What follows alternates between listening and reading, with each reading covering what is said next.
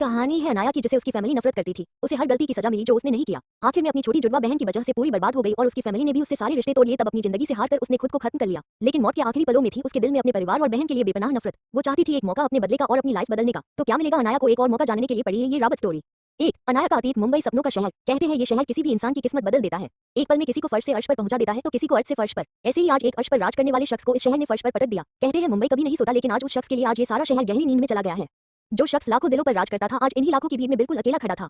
ये शख्स है अनाया, मुंबई के ही एक बड़े और इज्जतदार खानदान की बड़ी बेटी। कहने को तो उसके पास सब कुछ था, लेकिन फिर भी वो अकेली थी। एक बड़ा परिवार होते हुए भी अनाथों की तरह अपनी जीती रही थी। बिना किसी की मदद के अपने दम पर अपनी एक खास पहचान बनाई थी उसने। हर मुश्किलों को पार करते हुए कामयाबी हासिल की। जो किसी के साथ भी गलत होने पर आवाज उठाती थी वही आज अपनी बर्बादी का मंजर देखकर खामोश खड़ी थी। आज उसके पास कहने को कुछ नहीं था, क्योंकि ये बर्बादी उसी के परिवार की देन थी।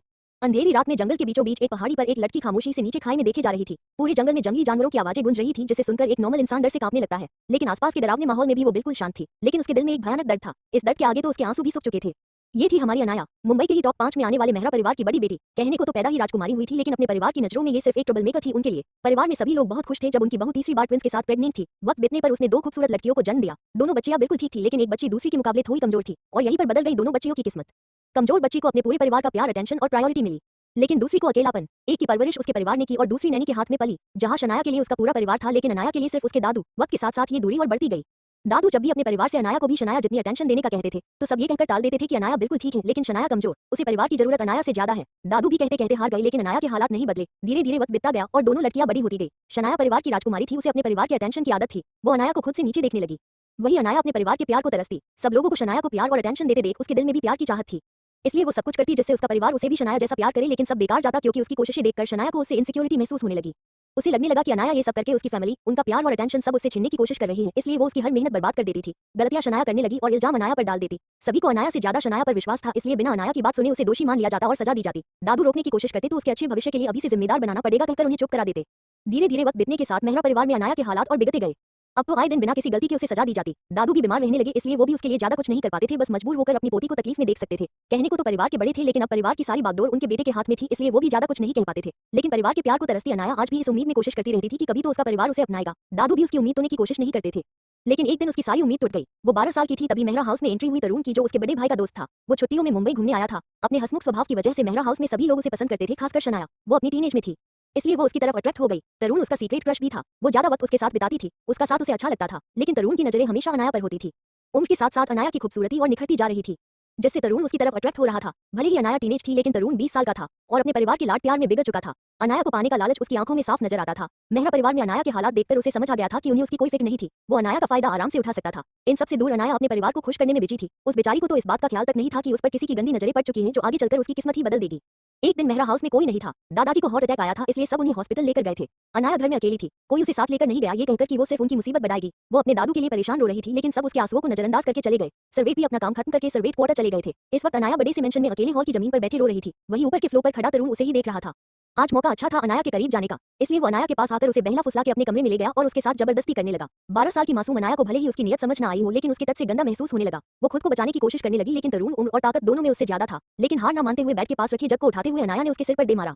जग कांच का था, जो उसके सिर पर लगते ही टूट गया और कुछ कांच के टुकड़े उसके सिर में लग गए, जिसमें से खून निकलने लगा। तरुण अपने सिर पर हाथ रखकर दर्द महसूस कर रहा था। तभी अनाया, जो ये सब देखकर डर गई थी, भागते हुए कमरे से निकल गई और हॉल में आ गई। वो बेसुध सी दौड़ते हुए दरवाजे तक पहुंची ही थी कि किसी से टकराकर गिर गई। गिरने से वो होश में आई और सामने देखा तो उसका पूरा परिवार खड़ा था और वो अपने पापा से टकराई थी। अपने पापा को देखकर जल्दी से उसने गले लग गई। दादाजी को एसिडिटी का प्रॉब्लम हुआ था और अब वो बिल्कुल ठीक थे, इसलिए उन्हें उनके केयरटेकर के हवाले करके सभी लोग घर आ गए। अनाया को रोते देख उसकी मां ने रोने की वजह पूछी और वो कुछ कहती कि तभी पीछे से अपने सिर को संभालते हुए तरुण आ गया। सबने उसकी चोट देखकर पूछा कि चोट कैसे लगी। वही सबको अचानक देखकर पहले तो वो थोड़ा घबरा गया, फिर खुद को शांत करके बताया कि आज जब घर में कोई नहीं था तो अनाया उसके करीब आने की कोशिश करने लगी और उसके मना करने पर उसका सिर फोड़कर भाग गई और आपके सामने रोने का नाटक करने लगी। ये सुनकर सब लोग गुस्से में आ गए।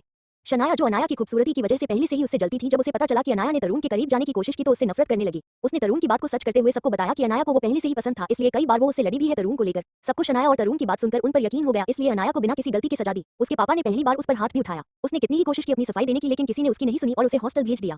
2 दिन बाद दादाजी हॉस्पिटल से ठीक होकर घर आए तो उन्हें सारी सच्चाई पता चली। उन्होंने अनाया पर विश्वास न करने के लिए सबको डांट लगाई और अनाया को हॉस्टल से वापस लेकर आ गए। लेकिन इस हादसे ने अनाया की मासूमियत को मार दिया था। वो मन ही मन मान चुकी थी कि उसका कोई परिवार नहीं है सिवाय दादाजी के। अब वो अपना पूरा वक्त अपनी पढ़ाई में बिताती या फिर दादाजी के साथ। अब उसे उसके परिवार से कोई मतलब नहीं रहा था। वक्त के साथ वो एंटरटेनमेंट इंडस्ट्री का उभरता सितारा बन चुकी थी। कम उम्र से ही उसने शोबीज में काम करना शुरू कर दिया था और अब एक बेहतरीन एक्ट्रेस थी। कई फिल्मों में उसकी अवार्ड विनिंग एक्टिंग ने उसे कामयाबी के शिखर पर पहुंचा दिया था। वो शोहरत के आसमान पर थी। लेकिन उसकी ये शोहरत शनाया की आंखों की चुभन बन गई थी। वो पहले ही उससे नफरत करती थी क्योंकि अनाया खूबसूरती के साथ साथ हर चीज में उससे बेहतर थी। अनाया हर साल पढ़ाई में टॉप करती थी, वहीं वो बड़ी मुश्किल से पास हो पाती थी।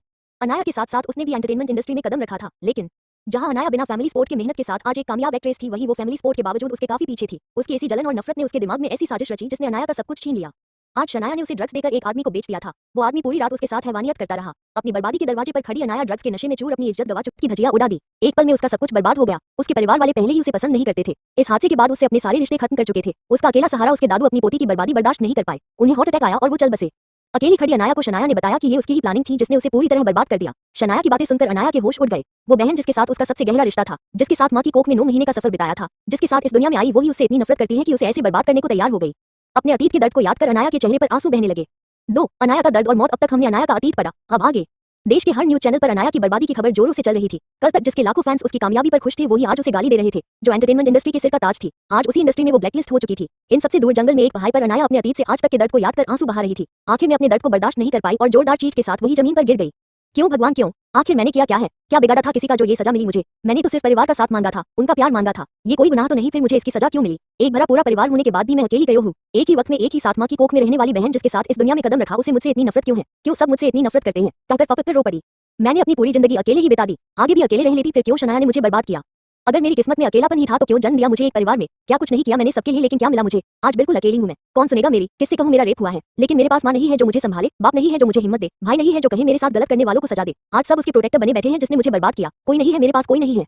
बस एक दादू ही थे मेरे, लेकिन वो भी आपसे देखा नहीं गया और छीन लिया मुझसे। कहकर आसमान की तरफ देखकर, मुझे सिर्फ अपने परिवार से शिकायत नहीं है, भगवान आपसे भी है। सच्चे दिल से पूजा है मैंने आपको, आपने जो दिया उसे लिया। चाहे कितनी ही गम और तकलीफ मिली, मैंने आपको नहीं छोड़ा। हर हाल में आपको पूजा, आप पर विश्वास किया, लेकिन आज आपने भी मुझे छोड़ दिया। क्यों कहो, क्यों भगवान कहो? कहकर रो पड़ी। आज उसकी आवाज में जो दर्द था उससे पूरी सृष्टि कांप उठी। आसमान भी उसके दर्द में रो पड़ा। बारिश में भीगती हुई आसमान की तरफ देखकर बोली, आज आसमान को भी मुझ पर दया आ गई। देखिए कैसे रो पड़ा है, लेकिन आपको मुझ पर दया नहीं आती। अगर परिवार के होते हुए भी मुझे अनाथों का जीवन जीना था तो मुझे अनाथ क्यों नहीं बनाया? परिवार का लालच देकर मेहता परिवार में क्यों भेज दिया? अपने आंसू पोंछने हुए बोली, बस बहुत हुआ रोना, अब नहीं रोगी मैं, बल्कि वो लोग रोएंगे जो मेरी बर्बादी की वजह है। आज मैं अनाया जिसने अपने पूरे दिल से आपको पूजा है, आपको माना है और आप पर विश्वास रखा है, तो सुनिए, आज मेरी नहीं आपकी परीक्षा है। सबका न्याय करते हैं ना आप। माता सीता के अपहरण पर राम बनके रावण के पूरे कुल को मिटा दिया। द्रौपदी के सम्मान के लिए कृष्ण बनके कौरव का पूरा वंश मिटा दिया। अन्याय राजाओं और क्षत्रियों से जन समाज की रक्षा की खातिर ब्राह्मण के घर जन्म ले परशुराम बनके 21 बार धरती को क्षत्रियों के खून से लाल किया। तो आज फिर न्याय की खातिर आपको आना होगा। आपकी भक्त अनाया आपको पुकार रही है, न्याय कीजिए मेरे साथ। आज मैं सब कुछ छोड़कर आ रही हूँ आपके पास अपना न्याय मांगने। मुझे न्याय दीजिए भगवान। कहकर अनाया अपने सामने खाई में देखती है जो बहुत गहरी थी। वहां से गिरने वाला जिंदा नहीं बचता, लेकिन अनाया के दिल में आज कोई डर नहीं था। अगर कुछ था तो सिर्फ अपने लिए न्याय। अनाया ने अपनी आंखें बंद की तो सामने उसकी पूरी जिंदगी रील की तरह चलने लगी।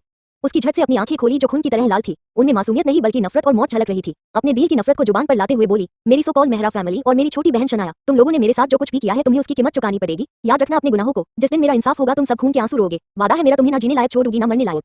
अनाया के हर एक शब्द में उसकी नफरत साफ झलक रही थी जो मेहरा फैमिली और शनाया की जिंदगी में तबाही मचाने को तैयार थी। अपने दिल में बेपनाह नफरत और इंसाफ की मांग के साथ अनाया खाई में कूद गई। मौसम अभी भी खराब था, जोरों की बारिश हो रही थी। जिस जगह कुछ देर पहले अनाया खड़ी थी वहां बिल्कुल शांति थी, लेकिन इससे अलग हालात मेहरा हाउस के थे। रातों रात मेहरा परिवार बैंकरप्ट हो चुका था। शनाया की न्यूड फोटोज इंटरनेट पर वायरल हो चुकी थी, जिससे उसका फिल्मी करियर खत्म हो चुका था और अनाया के साथ की गई उसकी साजिश के सबूत भी मीडिया में चल रहे थे। जो लोग अनाया को गालियां दे रहे थे अब शनाया को दे रहे थे। इन सबसे मेहरा परिवार को शौक लगा। शनाया को पुलिस पकड़कर ले जा चुकी थी और उसके कारनामे हर घर में दिखाए जा रहे थे। मेहरा परिवार आज इतना शर्मिंदा था कि सबने जहर खाकर खुदकुशी कर ली। वही इंडिया से दूर ऑस्ट्रेलिया में जंगलों के बीच बने एक आलीशान घर में यही न्यूज दिखाई जा रही थी, लेकिन उसके आसपास का ऑरा काफी खतरनाक था। उसने अपना ध्यान न्यूज से हटाकर एक बड़ी सी तस्वीर पर कर लिया। सोचा नहीं था कि तुमसे कुछ दिन दूर रहने पर सब खत्म हो जाएगा। काश यहाँ आज तुम मत होती। काश तुमने खुद को खत्म करने की जल्दी नहीं की होती। काश तुम मेरा इंतजार करती, लेकिन तुम भी चली गई मुझे छोड़कर सबकी तरह। लेकिन मैं नहीं छोड़ सकता तुम्हें। जिंदगी तुम्हारे साथ जीने का ख्वाब था मेरा। जिंदगी ना सही लेकिन मौत तो साथ जरूर होगी। कहकर वो शख्स उस तस्वीर को देखते हुए अपने एक हाथ में गन पकड़कर अपने सिर पर रखता है और ट्रिगर चला देता है। गन चलते ही खून की कुछ छींटें उस तस्वीर पर भी गिर जाती हैं। वही सबसे दूर एक लड़की अपनी आंखें बंद करके गहरी नींद में थी। उसने सफेद रंग के कपड़े पहने हुए थे। उस लड़की ने धीरे से अपनी आंखें खोली तो वो चौंक गई। वो सफेद बादलों के बीच थी। उसके आसपास सफेद रोशनी फैली हुई थी। दूर दूर तक कोई नजर नहीं आ रहा था। तभी उसके सामने एक ज्योति प्रकट हुई। वो समझ नहीं पा रही थी कि उसके साथ क्या हो रहा था। वो तो मर चुकी थी, फिर ये कहाँ आ गई? वो कौन सी जगह है ये? वो ये सब सोच ही रही थी कि उसके कानों में एक आवाज पड़ी, अनाया कौन है आप? आवाज सुनकर अनाया बोली, मैं तो वही हूँ जो तुम्हारे मन में है। मरने से पहले तुमने ही तो पुकारा था मुझे, तो भला अपने भक्त की पुकार पर कैसे ना आता मैं? ज्योति बोली। भगवान, अपने कांपते होठों से अनाया ने कहा, हाँ मैं तुमने मुझे पुकारा तो मैं आज गया। अब कहो क्या कहना था तुम्हें? ज्योति बोली। सब तो जानते हैं आप फिर भी पूछ रहे हैं। अनाया बोली, सब जानता हूँ मैं, जो हुआ वो भी और जो नहीं हुआ वो भी। तुमने गलती कर दी मेरे बच्चे। अपनी भावना में बहकर तुमने खुद को खत्म कर दिया। काश तुम थोड़ा रुक जाती तो आज तुम्हारे हर दर्द और तकलीफ का अंत हो जाता। ज्योति बोली। मैं न्याय मांगने आई हूँ आपसे भगवान, मुझे न्याय चाहिए। मैंने पूरी जिंदगी तकलीफ सही है, लेकिन मुझे तकलीफ देने वाले अपनी दुनिया में खुश हैं। उन्हें सजा मिलनी चाहिए थी भगवान। अनाया बोली। बिल्कुल उन्हें सजा मिलनी ही थी और वो मिल चुकी है। मेरे बच्चे तुम्हारे गुनहगार अपनी सजा भोग रहे हैं, लेकिन तुमने जो गलती की उसकी सजा कौन भोगेगा? ज्योति बोली। मेरी गलती? मैंने कौन सी गलती की भगवान जिसकी सजा मुझे भोगनी पड़ेगी? अनाया चौंकते हुए बोली। तुमने आत्मदाह की भयंकर गलती की है मेरी बच्ची। मरना हर समस्या का हल नहीं होता। शास्त्रों का ज्ञान रखने के बावजूद तुम ये गलती कर बैठी। ज्योति बोली। जानती हूँ भगवान, लेकिन मेरे पास जीने की कोई वजह नहीं बची थी। मेरा अकेला सहारा मेरे दादू भी मुझे छोड़कर चले गए, तो फिर किसके लिए जीती मैं? अनाया बोली। उसके लिए जो सिर्फ तुम्हारे सहारे जी रहा था, जिसने आज तुम्हारे साथ साथ खुद को भी मिटा दिया, जिसकी जिंदगी में बहुत पहले ही तुम जुट चुकी थी, लेकिन तुम्हें एहसास भी नहीं हुआ। ज्योति बोली। मैं कुछ समझी नहीं भगवान, अनाया बोली। तुमने अपनी पूरी जिंदगी उन लोगों के पीछे बिता दी जिन्हें तुम्हारी कद्र नहीं थी। उनकी वजह से तुमने अपनी जान तक दे दी, लेकिन क्या तुमने एक बार भी उन सबके बारे में सोचा जो सच में तुम्हारी परवाह करते हैं, जो तुम्हारी याद में दुखी होकर आंसू बहा रहे हैं? छोड़ आई उन्हें इस मतलबी दुनिया में अकेला। ज्योति बोली। ज्योति की बातें सुनकर अनाया को आत्मग्लानि होने लगी। सच ही तो कहा था भगवान ने, उसने अपने दुख और स्वार्थ के चक्कर में अपनों को दुखी किया है। वो हाथ जोड़कर घुटनों के बल बैठकर बोली, मुझे माफ कर दीजिए भगवान, आप सच कह रहे हैं, मैंने झूठे रिश्तों के चक्कर में सच्चे रिश्तों को दुखी किया है। आप जो भी सजा देंगे मंजूर है मुझे। सजा तो तुम्हें जरूर मिलेगी अनाया, और तुम्हारी सजा है कि तुम्हें अपने साथ साथ सबकी जिंदगी संवारनी है। तुम्हें तुम्हारी जिंदगी वापस लौटाई जा रही है। याद रखना, ये जिंदगी बदले के लिए नहीं, बल्कि अपने साथ साथ दूसरों की लाइफ बदलने के लिए मिल रही है। तुम्हारी जिंदगी सिर्फ तुम्हारी नहीं होगी, बल्कि कई लोगों की अमानत होगी। तुम्हें एक लंबा सफर तय करना है, जिसमें इस सफर का साथी भी मिलेगा। मेरा आशीर्वाद है तुम्हें, तुम एक आदर्श बनोगी सबके लिए। कहकर वो ज्योति गायब हो गई। धीरे धीरे अंधेरा छाने लगा और अचानक ही अनाया ने अपनी आंखें खोल कर दी। 3 लौट दे देते।